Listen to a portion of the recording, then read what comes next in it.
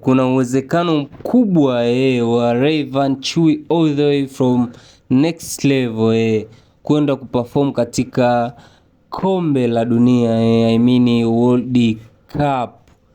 So hii ni baada ya Nora Fatei kuwa mtu ambaye na yeye atakuwepo katika hilo tamasha na ataperform, yani kuwa msanii maalum ambaye atahusika katika kuperform katika kombe la dunia. So tunamuombea sana mwenetu Rayvanny Vivian Boy afanikiwe na either labda Nora Fatei amwalike. So hii inawezekana kutokana msanii husika ambao kwa mfano bango lake lipo pale, anaweza akachagua mtu yoyote yule ambaye akasema bwana huyu naenda naye na akaperform naye, kwa sababu mpaka sasa hivi tukiangalia Nora Fatei ngoma yake kubwa ambayo anaye ni hiyo aliyofanya na Rayvanny Mama Tetema. So ndo ngoma ambayo imefanikiwa kupenya kwenda duniani zaidi. So anaweza akasema yupo na Rayvanny Vivian Boy ni mtu ambaye atashirikiana naye kutumbuiza katika tamasha hilo. So kuna uwezekano mkubwa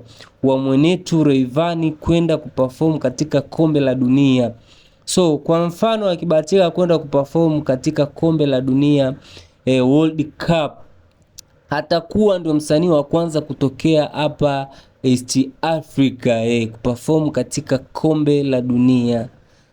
So narudia tena, atakuwa ndo msanii wa kwanza kutoka hapa East Africa kuanzia muziki wa kizazi hichi uanze kwenda kuperform katika kombe la dunia. So tumeona Rayvanny na Nora Fatei wana communication nzuri so wamekuwa wakiperform katika hafla mbalimbali, katika matukio mbalimbali makubwa matamasha mbalimbali kuanzia Dubai.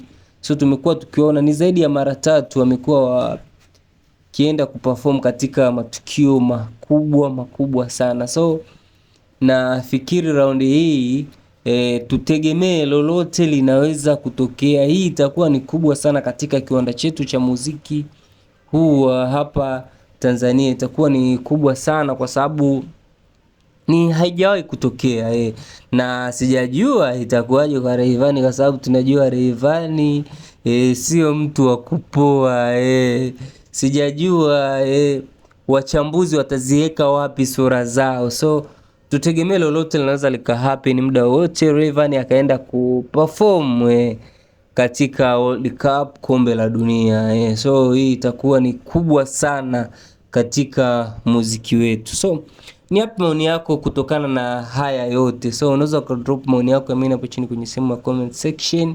Usahau kulike, comment pamoja na kusubscribe katika channel yetu ya Msangi Technology. Asante sana, bye bye, next time.